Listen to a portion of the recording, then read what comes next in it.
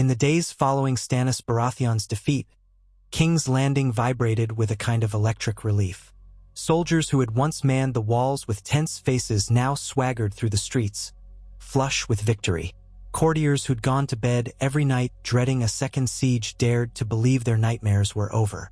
And the small folk, quick to find hope where they could, seemed to decide in unspoken unity that, at long last, the capital might settle into safer, calmer days. Everywhere he went, Tyrion Lannister observed celebrations that bore an undercurrent of weary disbelief. After so many brutal turns, from Robert's reign of neglect to Joffrey's violent extravagances, to the boar hunts and poisoned feasts, to the wildfire and the near fall of the city, this lull felt too good to be true.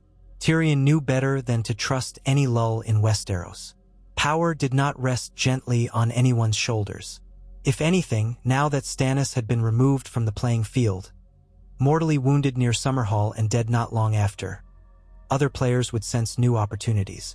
Shattered armies could gather themselves, resentments could fester, and ambitions that had been restrained during the last crisis might now unfold. And though he'd neutralized King's Landing's immediate threats, Tyrion still felt the hum of tension whenever he glanced around the throne room. Perhaps it lay in the gaunt set of Ned Stark's jaw as he stood in the shadows, or in the cunning flicker of Petyr Baelish's eyes, or the quiet confidence emanating from Margaery Tyrell whenever she coaxed Tommen to address the lords with a surer voice. He kept all these thoughts in mind, wearing a careful half-smile as the regent and hand. Most of his nights ended in the solitude of his solar or bedchamber, where he nursed a goblet of wine while poring over scrolls from across the Seven Kingdoms, trade updates from Old Town, tax tallies from Lannisport, supply reports from the Riverlands, glimpses of turmoil in the Iron Islands. He read them all and tried to piece together the shape of the realm. Varys hovered in the background, ever watchful, dispensing his little birds as needed. Tyrion took comfort in knowing Varys was still a confidant, though even with Varys he had to keep certain ambitions veiled. He never forgot that question, "Are you satisfied?" The truth was complicated. He possessed the day-to-day power of a monarch, but the realm still named Tommen as king.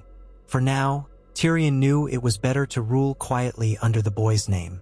Yet the idea of a dwarf king had not fully left his mind. In the lonely hours of the night, staring at flickering candle flames, Tyrion wondered if a time would come when the boy no longer needed him, or when House Tyrell or House Martell or even his own father decided that his regency had run its course. Still, he told himself that day was far off. Perhaps, when Tommen grew older, he would be so devoted to the uncle who taught him how to rule that he would never cast Tyrion aside. Then again, perhaps not. This was Westeros. But for a short span, at least, matters seemed to be under control. The royal exchequer was slowly recovering, thanks to Petyr Baelish's endless financial juggling. Bread prices stabilized, courtesy of the Tyrell grain supply. Crime in the city lessened now that thousands of desperate refugees from war-torn regions had begun trickling back to their farms. A hush of relative peace lay over the capital, marred only by rumors of restlessness in the north, piracy off the Arbor, and lingering talk of a Targaryen girl in Essos. All of it seemed distant, ephemeral, as though overshadowed by King's Landing's momentary calm. As that calm settled, Margaery's influence in court blossomed.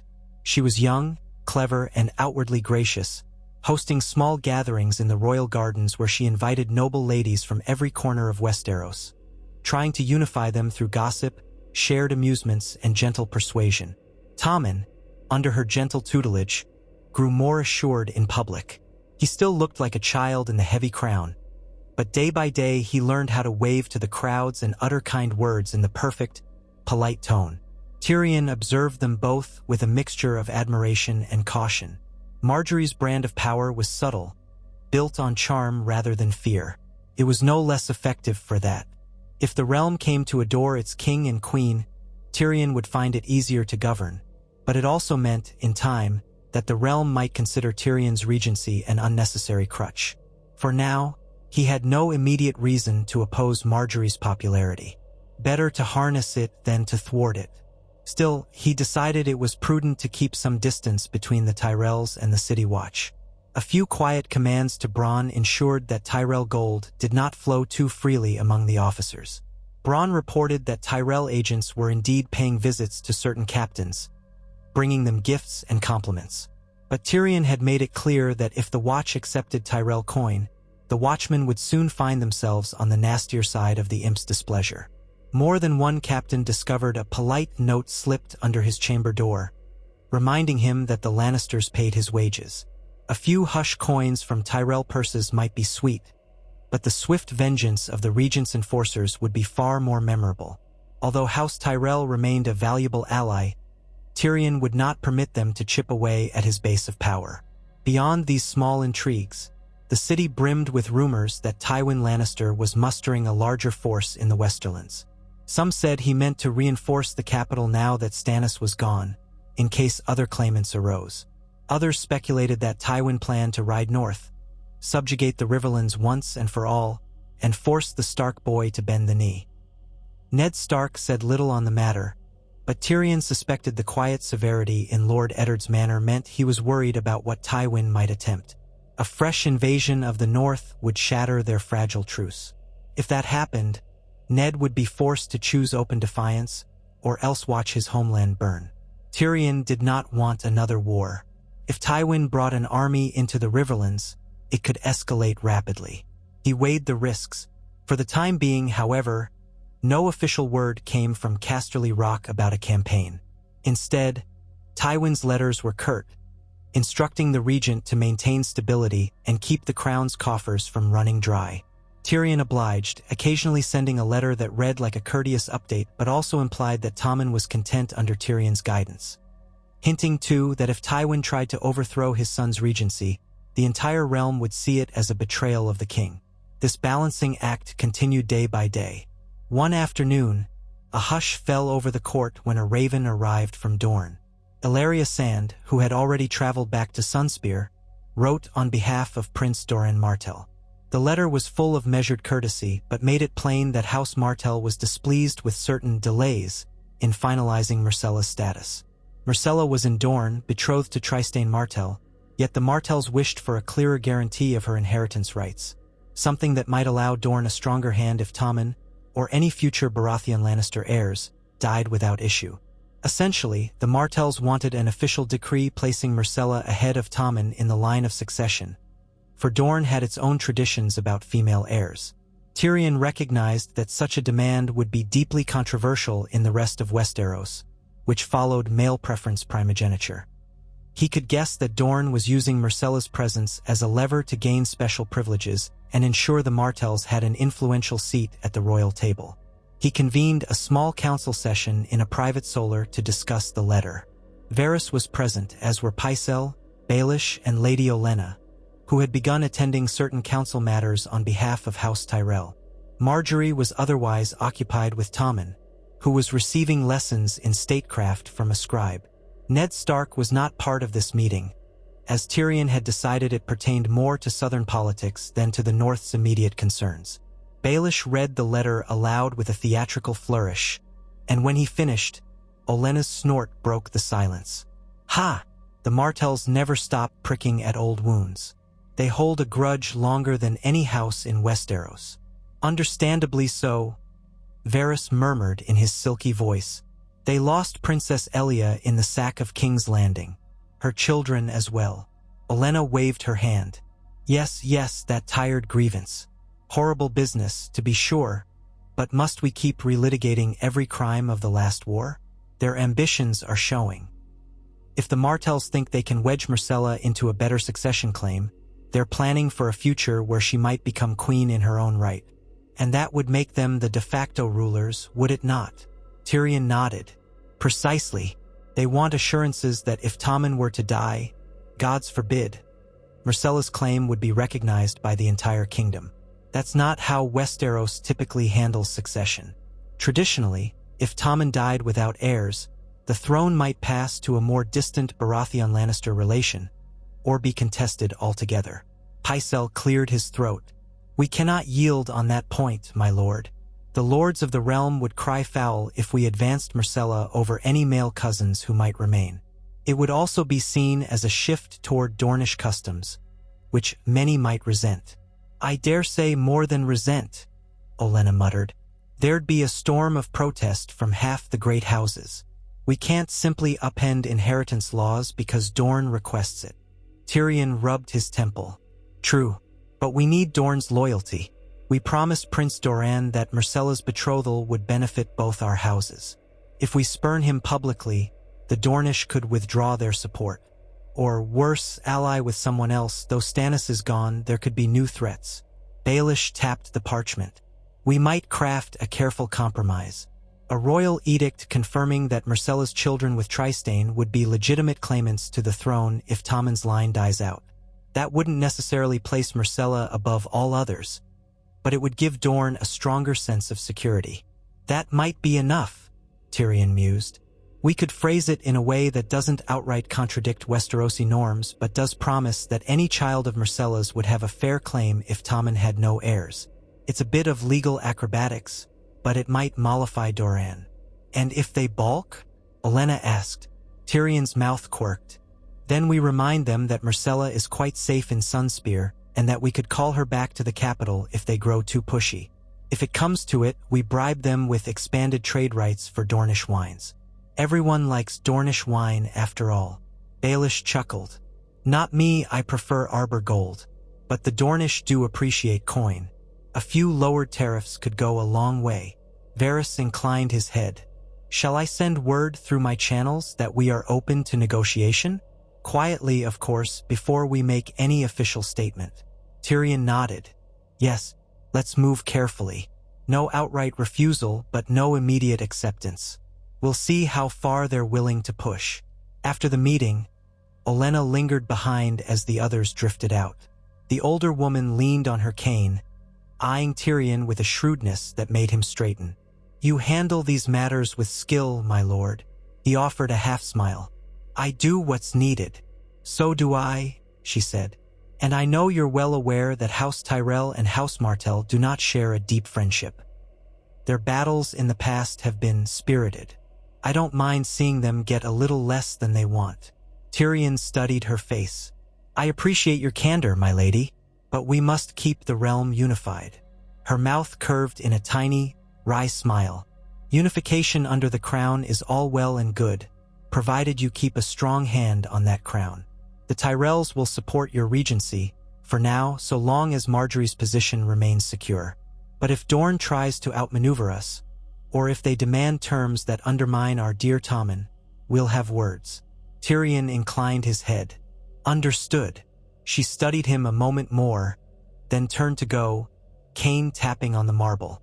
Tyrion let out a quiet breath once she was gone. He had no illusions. If Dorne gained too much power or threatened Margaery's position as queen, Olenna would call for immediate, forceful action.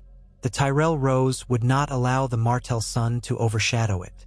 Yet Tyrion had to balance that reality with the strategic need to keep Dorne in the fold. So the delicate dance continued.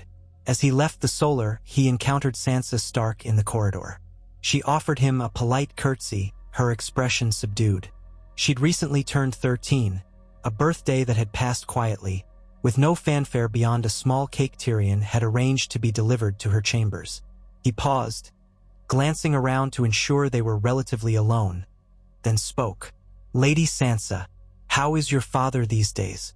I haven't seen him at court sessions. She swallowed. He's well enough, my lord. He keeps to himself, mostly. He prays in the Red Keep's Godswood at sunrise, then reads old histories in the library. Sometimes he takes me walking in the gardens, but he never seems at ease. He worries about my brothers in the north. Tyrion gave a small nod. And about what my father might do, no doubt. If it helps, I have heard no credible rumor of a new Lannister march on Winterfell. Tywin remains in the Westerlands, apparently reorganizing certain houses that fell into chaos when the war broke out. No immediate sign of trouble for the north. Her eyes flickered with a fragile sort of gratitude. Thank you, my lord. I wish father could go home. Tyrion sighed. One step at a time, my lady. Peace is tenuous, but if it holds, we may soon arrange for his return. And yours, if that is still your desire. She glanced away, her expression uncertain. I want that, yes, but I wonder, if I do go home, What will remain of the life I once knew? So much has changed. He had no easy answer. She dipped another curtsy and continued down the corridor, shoulders slightly hunched. Watching her go, Tyrion felt a twinge of pity. The child had suffered in King's Landing and seen the worst side of courtly life. Perhaps someday she might find a measure of happiness beyond these walls. But for now, the wheel of power kept turning. Over the next few weeks, Tyrion immersed himself in the daily grind of governance. Petitions, disputes over land, rulings on trade, negotiations with minor lords. None of it was glamorous, but all of it mattered if the city were to thrive. Marjorie held open courts alongside Tommen, dispensing small acts of justice to the common folk, a show of mercy and concern that bolstered the royal image. Tyrion quietly ensured those who approached Tommen's dais were either genuine petitioners or well-vetted supplicants, to avoid any unpleasant surprises. In a private conversation one night, Marjorie approached Tyrion about the future. They stood near a window that overlooked Blackwater Bay, the moon reflecting pale light on the water. Marjorie's demeanor was earnest. "We have peace of a kind," she said softly, "but peace never lasts forever. My family hopes we might help shape a realm that endures. King Tommen is still a child, though each day he grows more confident.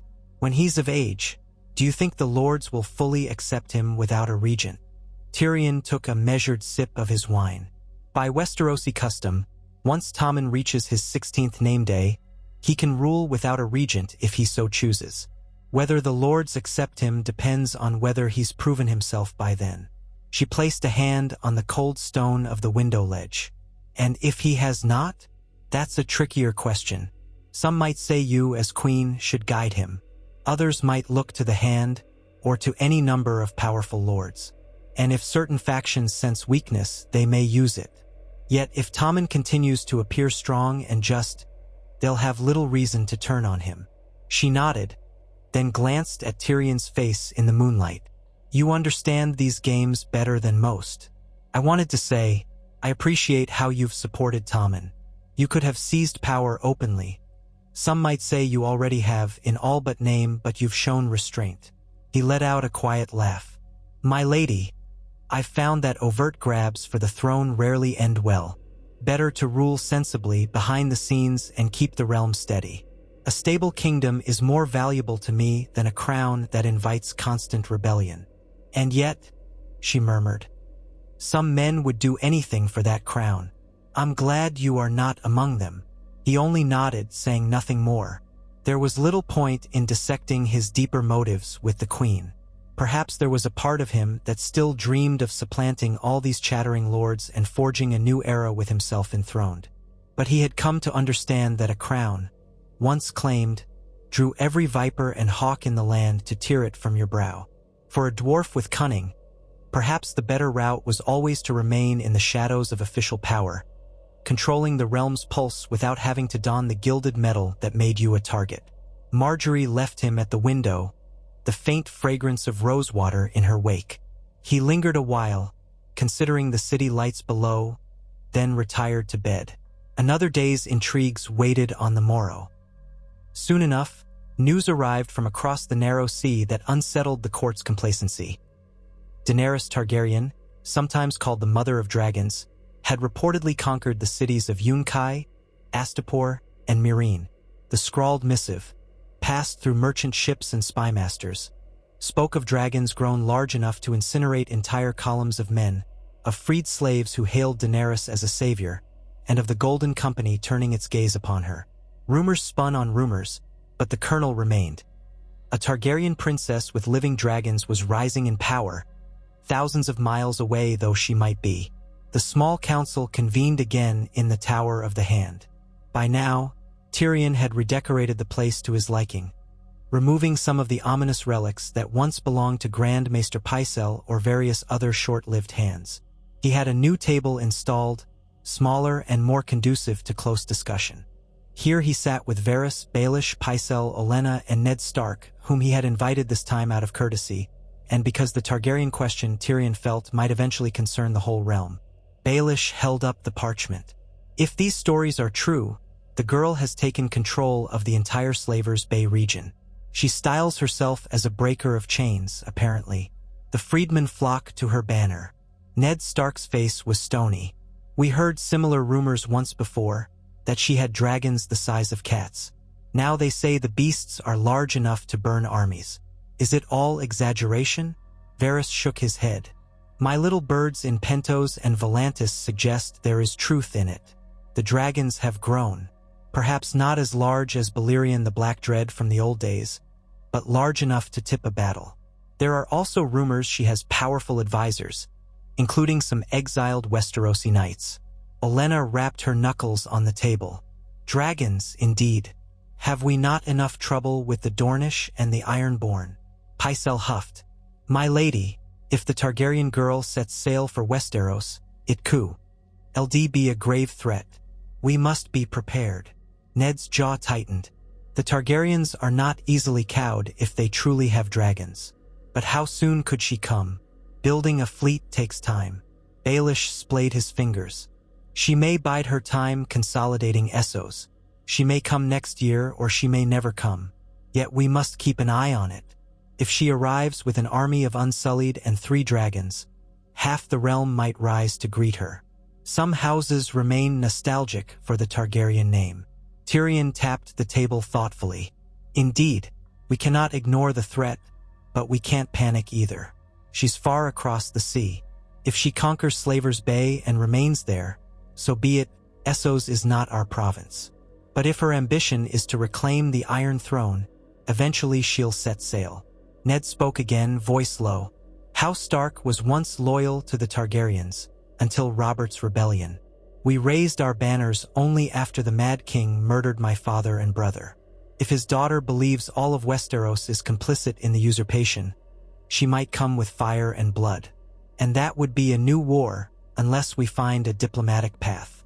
Diplomacy with a Targaryen queen who has dragons, Olenna muttered. What would that entail? Bowing to her?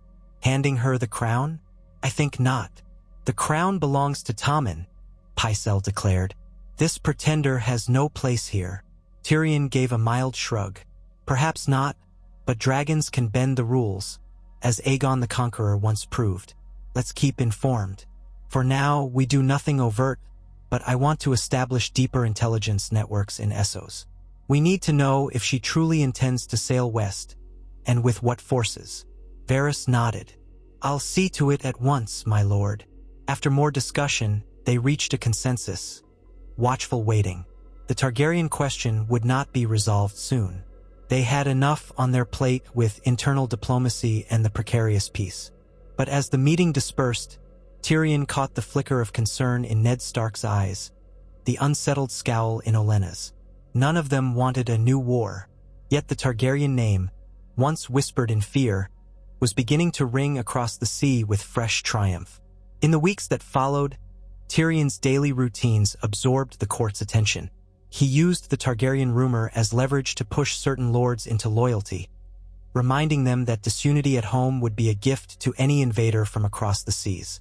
If houses in the Westerlands, the Reach, or even the North had ideas of breaking away, Tyrion insisted they think again.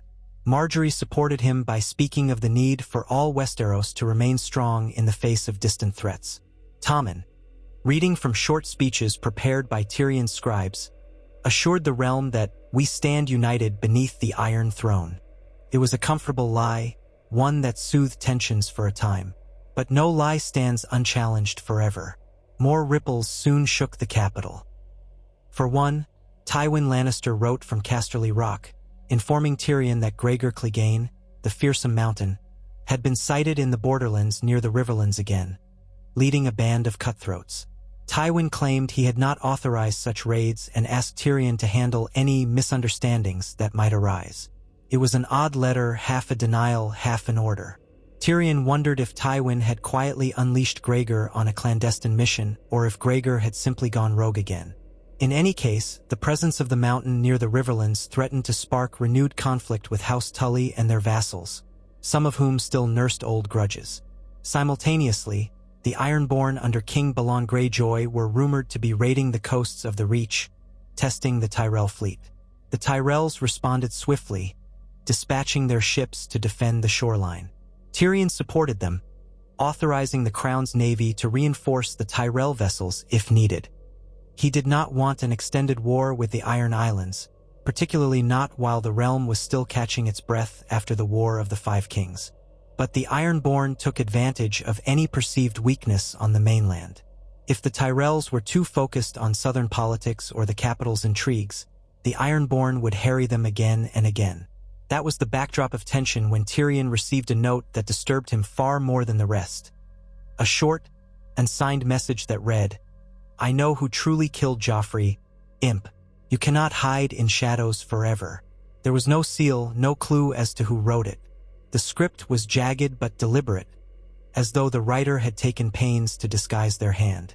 Tyrion felt his blood go cold the moment he read it, remembering how carefully he and Varys had orchestrated Joffrey's poisoning at the feast.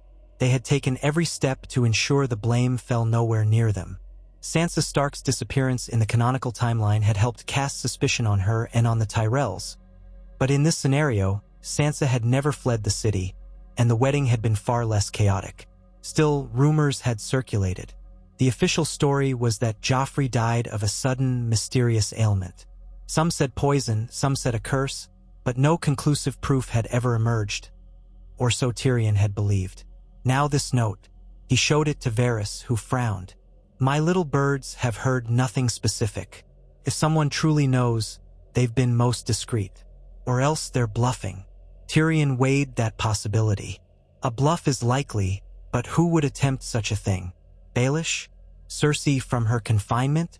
My father? Or some lesser schemer we've overlooked? Varys pursed his lips. "Lord Baelish might guess the truth, but I doubt he'd antagonize you so openly.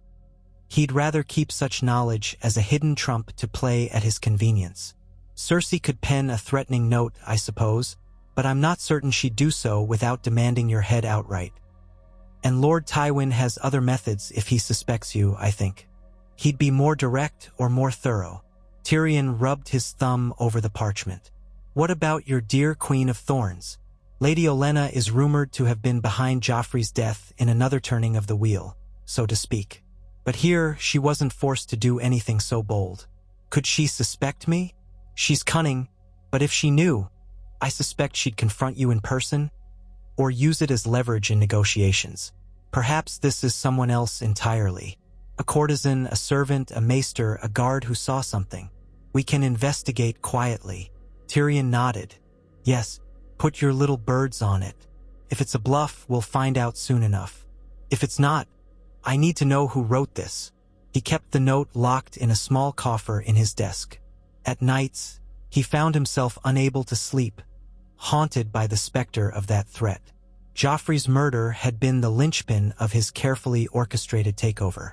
If proof emerged, hard proof, Tyrion's regency might collapse. Even if Tommen believed him or tried to defend him, the realm might not. They could cry out for justice. He might stand accused of kinslaying, not just regicide but the murder of his own nephew. That was a capital offense in every sense. All the gold cloaks in the city might not protect him from the wave of outrage that would follow. War could reignite. Marjorie would be forced to distance herself from the dwarf. Tywin would brand Tyrion a traitor for destroying the Lannister bloodline from within. Varys might even vanish, disowning their alliance for fear of losing his own head. And if Cersei got wind of it, Tyrion could already imagine her triumphant shriek as she demanded his life. For that reason, he had kept her under careful watch in Maegor's Holdfast, her communications restricted. Still, he could not rule out that she had bribed or threatened someone to smuggle out letters. The possibility gave him fits of paranoia, scanning every guardsman's face for signs of duplicity. As the tension grew, Tyrion took to walking the castle at odd hours, searching for any sign that events might be moving against him. Late one night, he passed through a gallery where moonlight shone on the old Targaryen tapestries. He paused, eyeing the dragons woven in silver thread. A memory flickered of that rumored queen in Essos, the blood of the dragon made flesh. Tyrion couldn't help but wonder if a Targaryen with living WIRMS might one day tear down this entire system of illusions and manipulations. It was almost an alluring idea. A queen with unstoppable fire, punishing all the petty squabbles of Westeros. But such a vision would also be catastrophic, drowning the realm in flame. If only power could be entrusted to cooler heads. If only he turned away from the tapestries. Dwelling on the Targaryen threat would solve nothing tonight. His more immediate threat was this unknown blackmailer or enemy or opportunist. He retreated to his solar, poured himself a strong brandy, and tried to compose letters to distant lords about trade. But the words blurred on the page, overshadowed by that single note in his mind. I know who truly killed Joffrey, imp. At last, he rang for Podrick Payne and told him to fetch Bronn. If there was one man who could sniff out threats in the underbelly of the city, it was the Sellsword-turned-knight who had long served Tyrion's interests. Bronn arrived, rubbing sleep from his eyes, sword belt slung over his shoulder. Bit late for a chat, eh? Bronn observed, his tone only mildly curious. Tyrion handed him a cup of brandy, then explained the note's content. Bronn read it, scratched his stubble, and grunted. Could be some gutter rat trying to spook you, or could be a real threat. People in Flea Bottom talk. Maybe someone put pieces together, like how the wine was poured or who replaced the king's cup. Tyrion rubbed his forehead. We were so careful. Varys arranged for the poison to be introduced gradually, so that when Joffrey collapsed, it looked like a seizure. If anyone saw a hand slip something into Joffrey's cup, it wasn't me or my agent, but perhaps a sharp I caught a hint. Or maybe they found the leftover residue somewhere. Bronn sipped brandy. I can start asking around.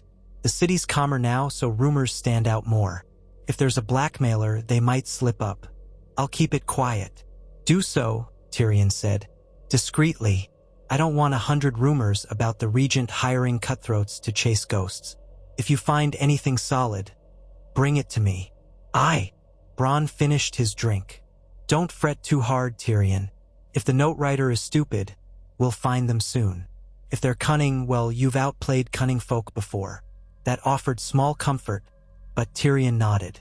Bronn departed, leaving Tyrion alone in the flickering candlelight. The notion that a single piece of damning evidence might still exist gnawed at him.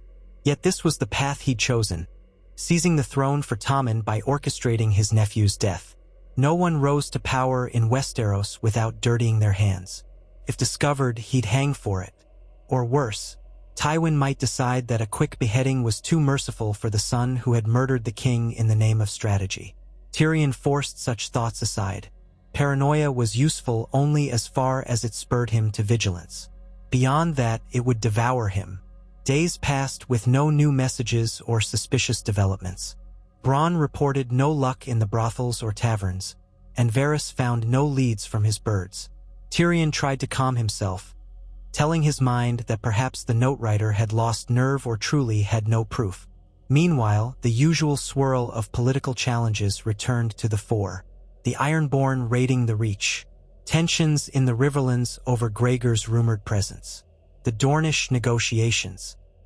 In a bid to distract the court from these simmering issues, Tyrion approved a grand festival to celebrate the anniversary of Tommen's coronation. A day of tourneys and feasting, open to lords and commoners alike. Marjorie lauded the idea, seeing it as an opportunity to reaffirm Tommen's popularity and quell rumors that the realm was on the verge of more conflict. Even Ned Stark seemed to agree it might soothe some unrest, though he remained guarded. Tyrion recalled that Ned had never been fond of frivolous feasts, especially not with his own son Robb still effectively exiled in the north. The festival approached with fanfare. Knights arrived from the Westerlands, the Reach, and the Stormlands, hoping to compete in the lists. There was talk that even a few Dornishmen might come. Marjorie arranged for a grand archery contest for the small folk, awarding a golden arrow to the best shot. Tyrion oversaw the finances, ensuring the city could afford the extravagance without beggaring itself. And behind the scenes, he used the opportunity to bring certain lords to the capital, where he could coax or strong-arm them into renewed loyalty. Festivals were not just amusements. They were political weapons, forging or reinforcing alliances in the glow of shared celebration. On the eve of the festival, the Red Keep was abuzz with activity. Servants rushed about, placing bright banners from the walls, cleaning the courtyard for the justs, hauling barrels of arbor wine, purchased at a discount thanks to some sweet words from Tyrion to the red wine fleet. Carts of food from Highgarden arrived, courtesy of Mace Tyrell, though the Lord himself was not in the city. He was still dealing with the Ironborn. Instead, Olenna had come, gliding through the corridors with her cane, offering sharp criticisms of the decor. By mid-afternoon, the gates opened to welcome a swarm of visitors. Among them rode a small party bearing the sigil of House Selmy, a lesser branch, likely cousins of the famed Barristan Selmy. Tyrion paid them little heed at first, but as they passed through the courtyard, a stable boy rushed up to Tyrion's side, tugging at his sleeve. "Beg pardon, Lord," the boy whispered, wide-eyed. "The man with them, I saw him in the stable yard. He asked me if the dwarf hand was still in charge. When I said yes, he grinned, like he knew something." Tyrion frowned. Plenty of travelers might ask that. Why mention it? The boy swallowed. "He called you the Kinslayer Regent, my lord. Then he gave me a copper and told me not to repeat it. But I was frightened." Tyrion went still. This man, what did he look like? Tall, scar on his left cheek, missing the tip of his ear, black hair. He wore a cloak with no sigil, but he rode in with them Selmy men. "I'm sorry, Lord. I just thought you should know." Tyrion patted the boy's shoulder. "You did right. Stay quiet about it.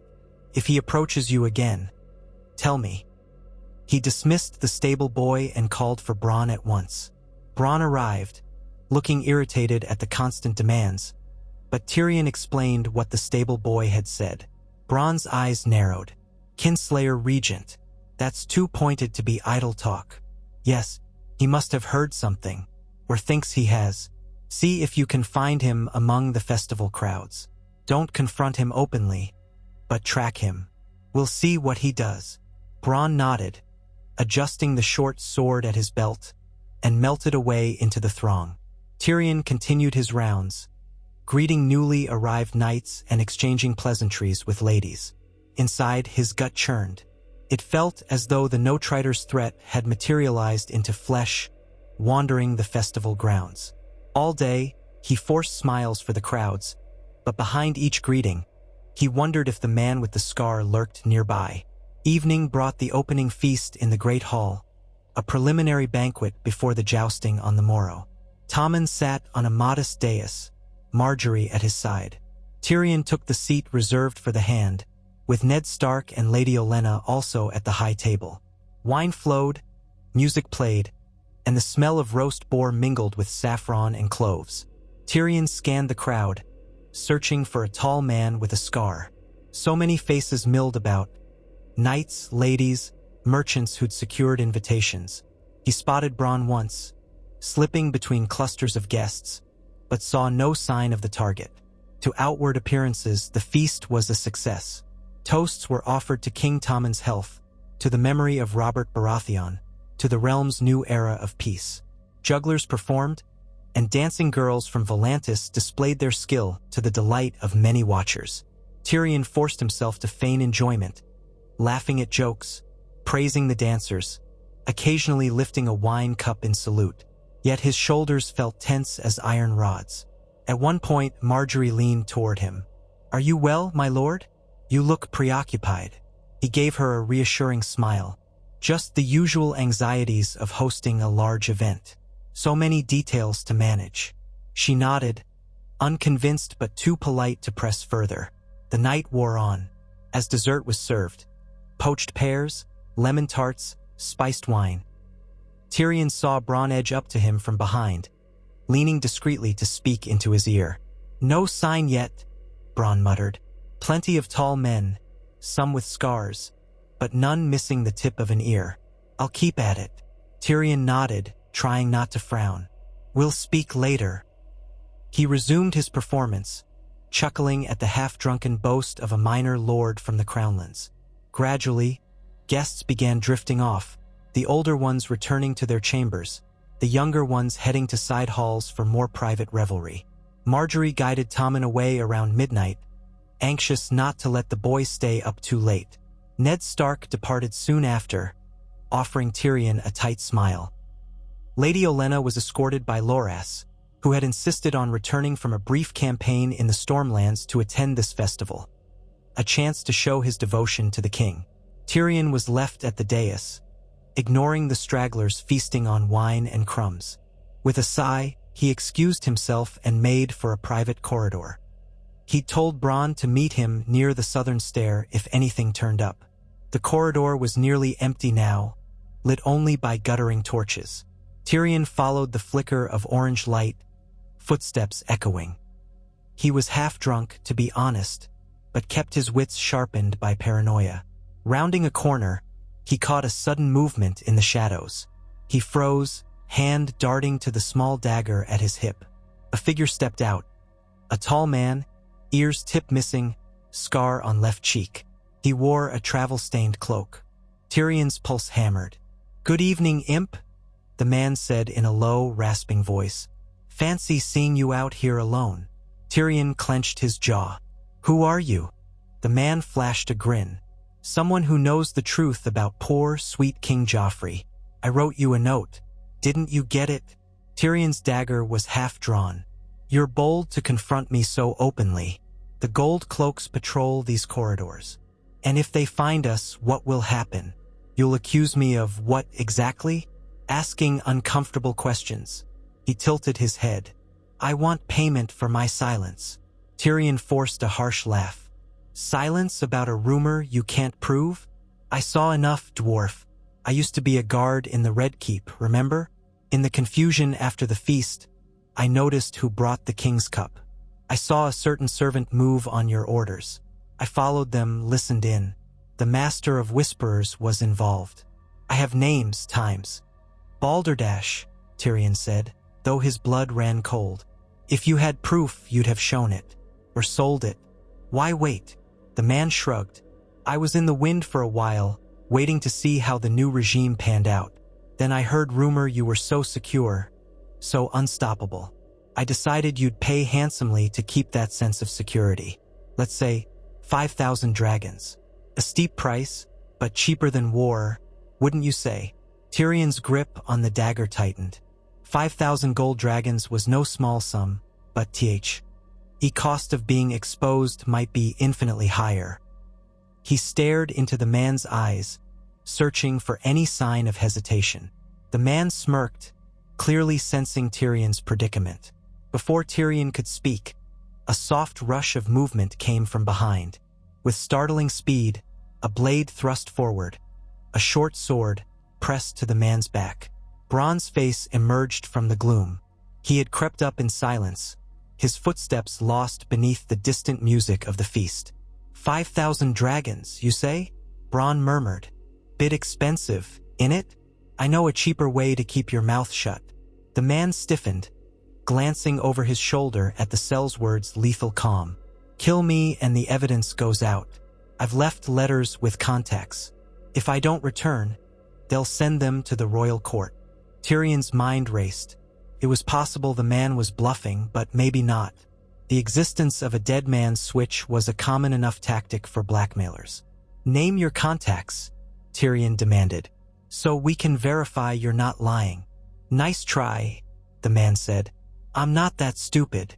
They stood in tense standoff, the torches sputtering overhead. Tyrion measured the man's words. If he truly had placed letters with third parties, murdering him here might indeed unleash a scandal. He needed a subtler approach.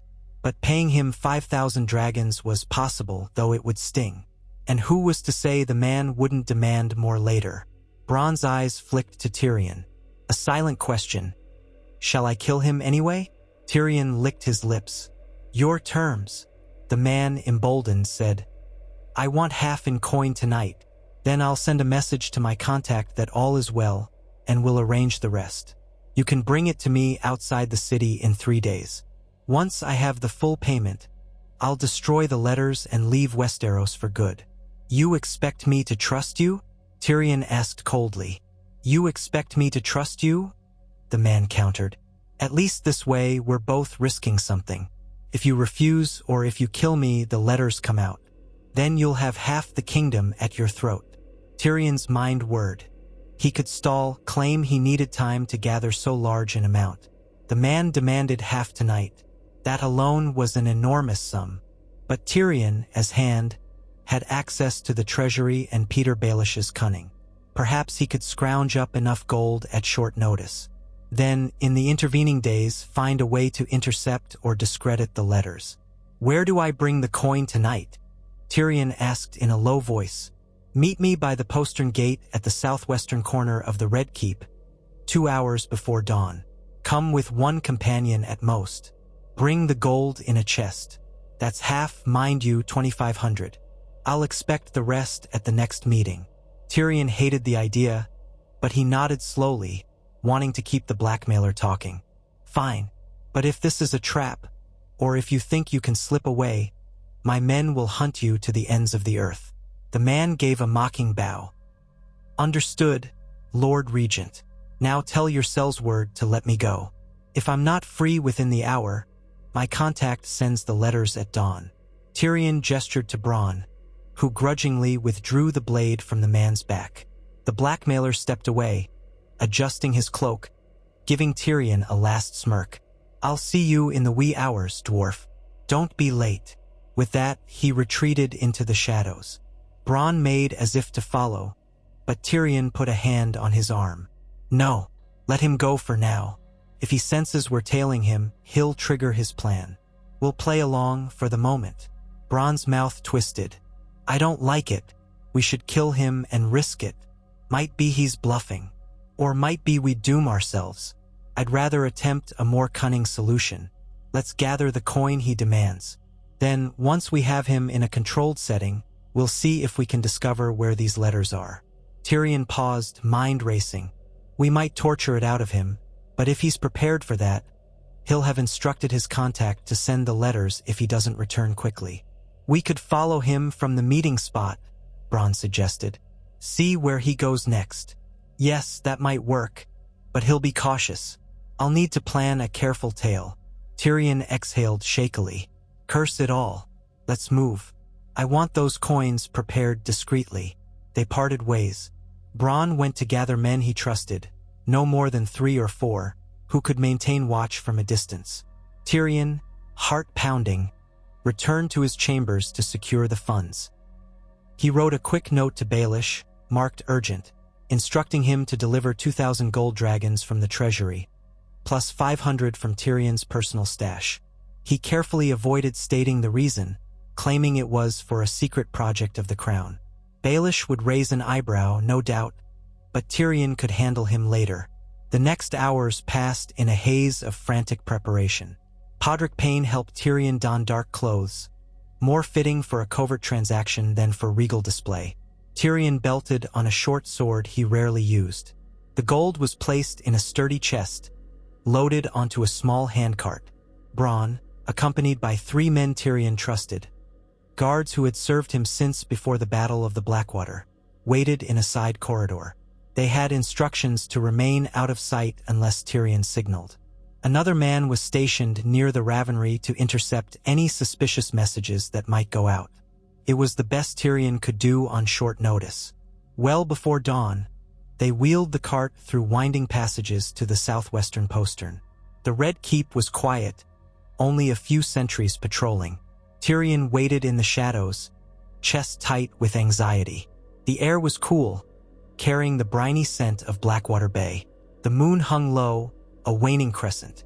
Tyrion's mind raced with contingency plans. If the blackmailer arrived, he'd expect immediate payment. Then they'd arrange the second meeting, at which point Tyrion could attempt to corner or entrap him. If they spooked him now, though, the letters might be sent. At last, a silhouette appeared near the gate. The same man, tall, scarred, missing the tip of his ear. He approached warily, a dagger in one hand. "Alone," I said. He hissed. Tyrion glanced around.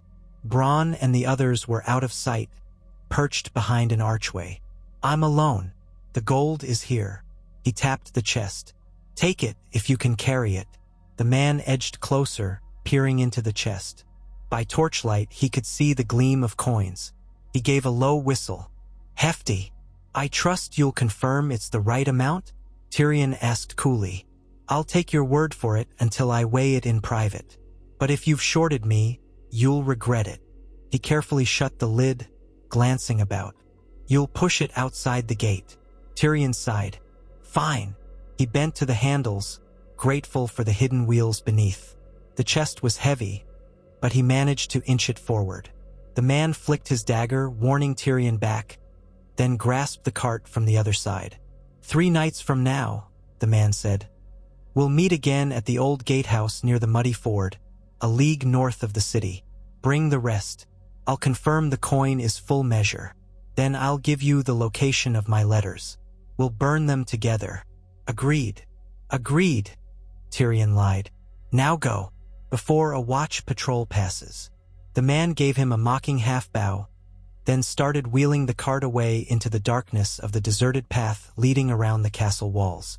Tyrion waited until the blackmailer disappeared beyond a turn, straining to hear the squeak of the cart's wheels gradually fade. So far, no sign of alarm. The man had what he wanted. Next time, Tyrion told himself, would be different. They'd set a cunning trap. Bronn and the other men emerged from their hiding spot, faces grim. "We follow him?" Bronn muttered. "At a distance," Tyrion said. "We can't lose him, but we can't let him suspect a tale." 2 of the men hurried off into the darkness, determined to track the blackmailer. Bronn remained with Tyrion. "You all right?" Tyrion let out a shaky breath. "I've just parted with half my annual income, so no, I'm not splendid. But we'll manage. If we can find the letters, we burn them and kill this bastard once and for all." Bronn nodded. I'll see to it personally." They returned to the keep, where dawn's light was beginning to color the horizon. Tyrion felt hollow, exhausted, yet still humming with adrenaline. He parted from Bronn and trudged to his solar, intending to catch what sleep he could before the day's festival commenced. On the stair, he crossed paths with Peter Baelish, who wore a thin-lipped smile.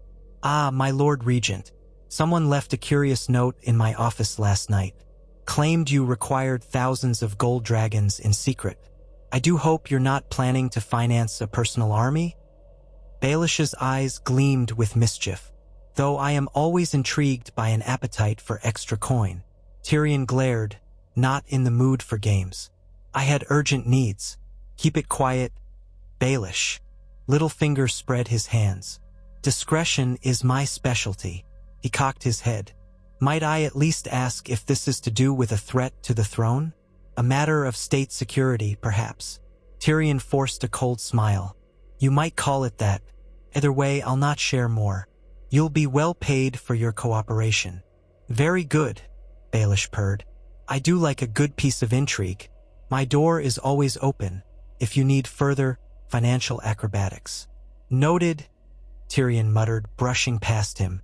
He reached his solar, shut the door, and collapsed onto a chaise, rubbing his throbbing temples. The sky was lightening, birds beginning to chirp. Soon, the festival crowds would stir, expecting a day of jousting and celebration.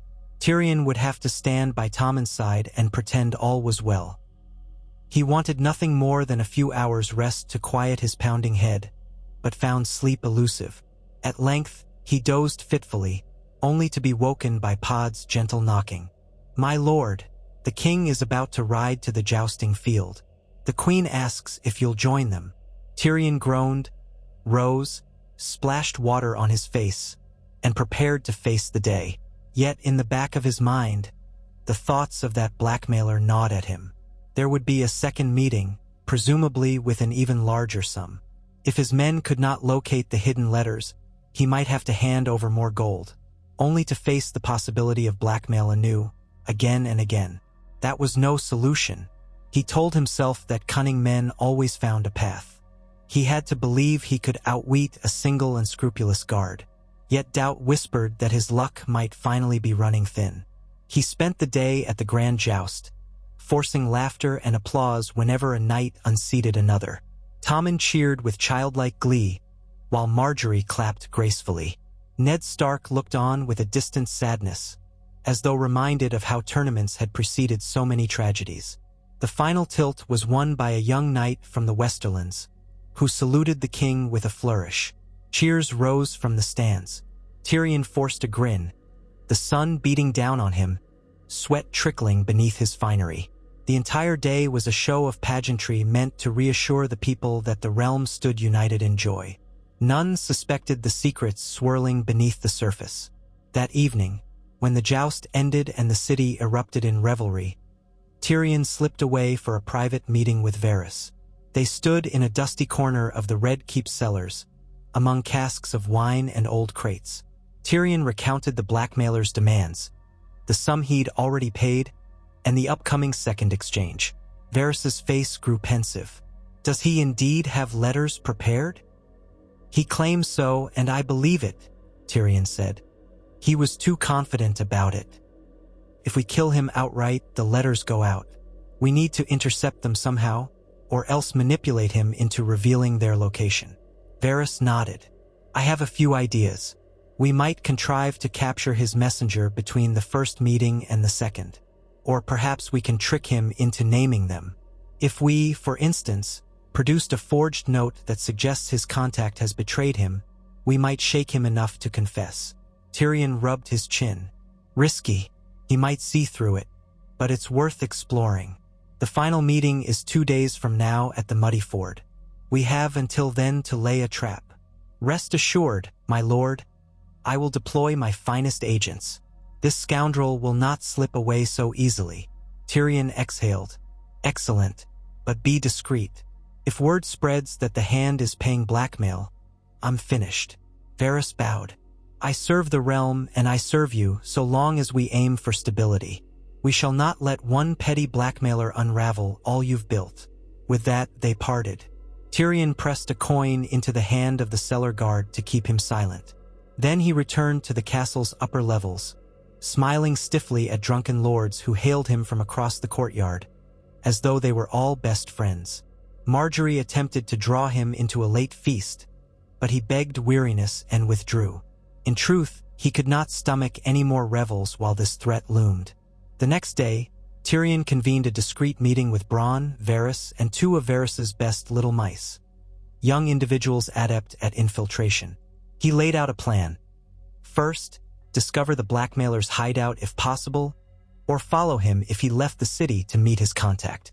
Second, try to intercept any message or raven that might be carrying the letters.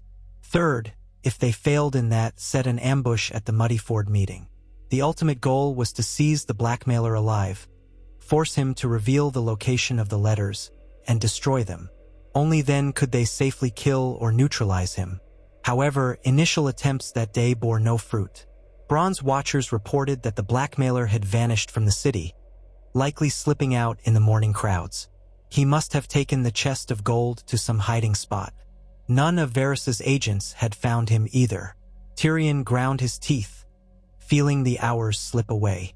If the blackmailer had already delivered a portion of the letters to his contact, it might be too late to intercept them. Tyrion could only hope the man was waiting until the second payment was made before handing over evidence. That night, Tyrion barely slept. He dined alone on bread and cheese, ignoring the last festival banquets. In the darkness, he replayed every step of the murder. Varys had arranged for a mild toxin to be placed in Joffrey's cups well before the feast, ensuring that if Joffrey drank enough wine throughout the night, the lethal dose would accumulate. There had been no single moment of obvious poisoning. The boy had simply begun to cough, then bleed from the nose, then collapsed. Tyrion had feigned horror, kneeling by Joffrey's side. The king died in a spasm, and the maesters could do nothing. That had been it, no chalice seized, no found stash of poison. How had this guard discovered enough details to suspect Tyrion's involvement? Perhaps he overheard a snippet of conversation or recognized the servant who delivered the tampered wine casks from the Alchemist's Guild. All it took was one slip. Finally, the day of the second meeting arrived. Tyrion assembled his men, Bronn, the trusted guards, and a handful of Varys's best agents. They set out in small groups before dawn, disguised, following various roads leading north of the city. The Muddy Ford lay a league away, where a meandering stream crossed the King's Road. Thick copses of trees lined the stream, offering plenty of places for an ambush. Tyrion waited in a concealed wagon some distance off, wearing plain garb and a hood, while Bronn and the guards hid nearby in the brush. Varys' agents scouted around for any watchers. Tyrion had decided to bring a chest with a smaller sum of gold. 800 dragons, not the full 2,500 demanded, hoping it would suffice to lure the blackmailer close. The plan was to open negotiations, feign compliance, and then let Varys' hidden watchers capture the blackmailer quietly. If the man had reinforcements, Tyrion's men would be ready to strike from multiple angles. As the sun rose, the stream shimmered in the morning light. Hours dragged on with no sign of the blackmailer. Tyrion grew increasingly tense. Had the man realized it was a trap? Had he sent the letters already? The same fear hammered Tyrion's heart. Finally, well into midday, a lone figure appeared on the far side of the ford. Tyrion spotted the missing ear tip and the scar. The blackmailer approached warily, scanning the area. He called out, "Imp, I see you have a wagon. Let's talk face to face." Tyrion climbed down from the wagon, hood drawn. He stepped forward, hands raised. He pointed to the chest behind him. "I have the gold, or most of it." The blackmailer's eyes narrowed. "Most of it? That wasn't the deal." Tyrion shrugged, trying to look cornered but calm. "Hard to gather so many coins so soon. I'll give you this now. Another chest in a day or two." A sneer twisted the man's lips. "I smell a rat. Where are your men? Where's your cell's word?" "I came alone," Tyrion lied. "I can't risk a scene. If you have the letters, we'll destroy them together. Then I'll pay you the rest." The man glanced around, suspicious. His posture was tense. "We'll see. Show me what's in the chest." Tyrion gestured at the wagon. "It's yours to open." The blackmailer took a step forward and abruptly froze, ears pricking. Tyrion heard it too, a faint rustle in the trees. Had one of Tyrion's watchers moved too soon? The man's face twisted in alarm. He whirled, started running back toward his horse tethered at the far side of the ford. At that instant, a net launched from behind a bush, courtesy of Varys' agents. It flew wide, missing him by a hair. "Damn it!" Tyrion hissed. The blackmailer sprinted across the shallow water, boots splashing. Bronn burst out of hiding with two men, giving chase. One fired a crossbow, but the shot went wide. The blackmailer dove behind a rock, returning fire with a small crossbow of his own. One of Tyrion's men cried out as a bolt struck his leg. Chaos erupted along the ford. Tyrion took cover behind the wagon, cursing the botched ambush. The blackmailer clambered onto his horse, spurred it, and galloped downstream, where the terrain was rough. Two more of Tyrion's men emerged, swords drawn, but couldn't catch him before he disappeared around a bend. Shouts echoed off the stones. Bronn dashed through the stream, swearing, but it was too late. The blackmailer had vanished, horse pounding away into the trees. Tyrion emerged from his crouch, fury pounding in his temples. One guard lay groaning in the water with a crossbow bolt in his thigh. Another man hurried to bandage him. "Well, that went splendidly," Tyrion said bitterly to Bronn, who splashed back. Bronn's face was thunderous. One of Varys' men missed the net throw. "Next time, let me handle it." Tyrion's hands were shaking. "He'll vanish, and likely send the letters at once. Gods, we've made things worse." Bronn wiped his brow. "We can still chase him, track him. If he's alone, he can't get too far." But after hours of searching along the riverbanks, they found no sign beyond a few hoofprints that merged with other tracks on a main trail heading east. Tyrion's men scoured local huts, asked passing travelers, but none had seen a man with a scar and a missing ear. By nightfall, they returned to King's Landing empty-handed. Tyrion felt hollowed out by dread.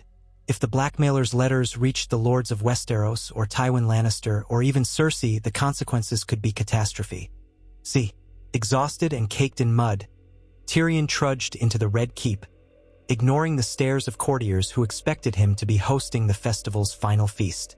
He went straight to his solar and told Podrick to bar the door. Then he sank into a chair, pressed his face into his hands, and tried to steady his breathing. Bronn and Varys followed soon after. Varys wrung his hands. "I am deeply sorry, my lord. The net thrower acted a moment too late. The blackmailer was more alert than we anticipated." "Apologies mean nothing now," Tyrion snapped. "He's gone, and if he has half a brain, he'll send those letters this very night." "Maybe not," Bronn said. "He'll want to see if he can still squeeze money out of you. Could be he tries again. Thinks you bungled this meeting but might be desperate enough to pay double." Tyrion blinked, forcing himself to think logically. Yes, possibly. If he was purely out for coin, he might not want to blow it all up. But he's also angry, and fear can drive a man to do rash things. Varys bowed his head. "I'll have my birds watching every raven leaving the city. He's likely gone beyond the walls, though. We can also send agents to nearby towns, villages, inns. Spread the search. We must find him before he reaches a major lord or before he dispatches those letters." Tyrion closed his eyes. He pictured his entire scheme unraveling. Cersei crying out for his blood, Tywin outraged, the Faith denouncing him as a kinslayer. Tommen might be forced to denounce Tyrion to save the monarchy. The Tyrells would distance themselves in horror. The entire realm might splinter again, undone by a single unscrupulous guard. "There's one more possibility," Tyrion said quietly. "The blackmailer might not actually have proof. He might only have circumstantial details. If so, even if he sends letters, they might not be believed." Bronn shrugged. "People believe what they want to believe. If he's got enough detail to be convincing, lords who hate you will jump on it." "True," Tyrion murmured. "In that case, we must be ready to discredit him, or to sow confusion about the cause of Joffrey's death. Maybe I can claim he's an agent of some rival house. We can bury the story as false slander." Varys perked up. "We can do that. My birds can spread rumors that a foreign spy has come to discredit the crown. We can plant false sightings, contradictory stories, cast doubt on everything." Tyrion sighed. "Yes, let's do it. But it might not be enough if the blackmailer has written specifics." No immediate solution presented itself. They parted ways, each to direct their own networks for damage control. Tyrion felt the weight of his deeds more keenly than ever that night. Had it all been worth it? He thought of the realm stable under Tommen's rule, or at least more stable than it would have been under Joffrey. He reminded himself that if he had not acted, Joffrey's madness might have plunged the kingdom into endless war. Still, the personal cost was steep, and he had yet to escape retribution. Over the next few days, the search continued, but no sign of the blackmailer or his alleged letters emerged. Tyrion moved through the palace like a man haunted, jumping at shadows. Yet no accusations came, no lords confronted him, no scandal broke. It was as though the blackmailer had vanished from the face of the earth. Each passing day without revelation gave Tyrion a glimmer of hope. Perhaps the scoundrel was biding his time, or perhaps he'd been waylaid by bandits, or perhaps he was reconsidering how to maximize his profit. Whatever the case, no proof of Joffrey's murder arrived at court. Still, Tyrion could not fully relax. He doubled his vigilance, instructing the city watch to check new arrivals for a scarred man, searching caravans. He walked the halls at night, fretful and exhausted. On the 7th day after the failed ambush, Varys entered Tyrion's solar with a folded parchment. "My lord, we have a curious development. A caravan of Riverland's traders was found slaughtered near a small ravine 2 days from here. Their wagons ransacked. Among the dead was a tall man with a scar on his left cheek and a missing ear tip. My birds confirm it's likely your blackmailer." Tyrion's heart jumped. Truly? Was he robbed by ordinary bandits? "So it would appear," Varys said softly. "No one was left alive to confirm. The entire caravan was looted. We suspect the killers might be one of many roving outlaw bands. In these unsettled times, banditry remains common. He may have simply had the ill fortune to cross paths with them." Tyrion exhaled, relief washing over him. "So the blackmailer is dead." "Yes, and presumably his letters with him, or perhaps left behind somewhere. But with no one to retrieve them, they lose their power. My agents are scouring the area. If we find them, we'll destroy them. But the bandits seem to have taken everything. Possibly they burned the lot or tossed it aside, never knowing what they had. A stunned laugh escaped Tyrion's lips. A twist of luck. The gods have a sense of humor, it seems. Varys inclined his head. Indeed. Still, we'll keep searching for any sign of his papers. If we fail to find them, they might turn up in some roadside ditch. But the chance of that leading to a scandal is slim. Tyrion rubbed his face with trembling hands. All this dread, undone by random bandits. Chaos can cut both ways, Varys said gently. Sometimes it plucks a thorn from your side without you lifting a finger. For a long moment, Tyrion sat in silence, absorbing the news. He thought of the gold he'd lost, but that was nothing compared to the potential devastation of exposure. The blackmailer was gone, apparently by mere chance. A weight lifted from Tyrion's chest. He felt almost dizzy with relief. At last he looked up. Have your agents be thorough. If any sign of those letters emerges, I want them destroyed. Otherwise, we can breathe easy. Varys bowed. As you wish, my lord. When the eunuch was gone, Tyrion closed his eyes and allowed himself a small, trembling smile. He would not say the threat was gone forever, but it seemed fate had offered him a reprieve. Perhaps, in the end, the wheel of fortune spun in his favor once again. Still, the entire ordeal reminded him how fragile his position remained. One slip, one determined blackmailer, and the realm's illusions might come crashing down. From that day forward, Tyrion walked with renewed caution. He continued to rule behind Tommen's name, forging alliances, quelling small rebellions, managing the Tyrells, the Martells, and the North. He had to deal with scuffles in the Riverlands, the greed of Baelish, the cunning of Olenna, the silent watchfulness of Ned Stark, the potential threat of dragons across the sea, and the unending swirl of minor lords who sniffed for advantage. Through it all, he maintained a careful balance, weaving enough fear to keep challengers at bay, enough generosity to keep allies loyal, enough cunning to handle every new curve in the game. He never told Tommen or Marjorie about the blackmailer, or how close the secret of Joffrey's murder had come to being exposed. They did not need to know. Tyrion allowed them to remain in the golden bubble of a blossoming reign, winning the hearts of the small folk. So long as they let him orchestrate the politics, the realm could enjoy its relative calm. And if, one day, the Targaryen queen arrived with dragons on Westeros' shores, or if Tywin returned in force to challenge his dwarf son's authority, or if the North rose again demanding independence, well, Tyrion would face those challenges when they came.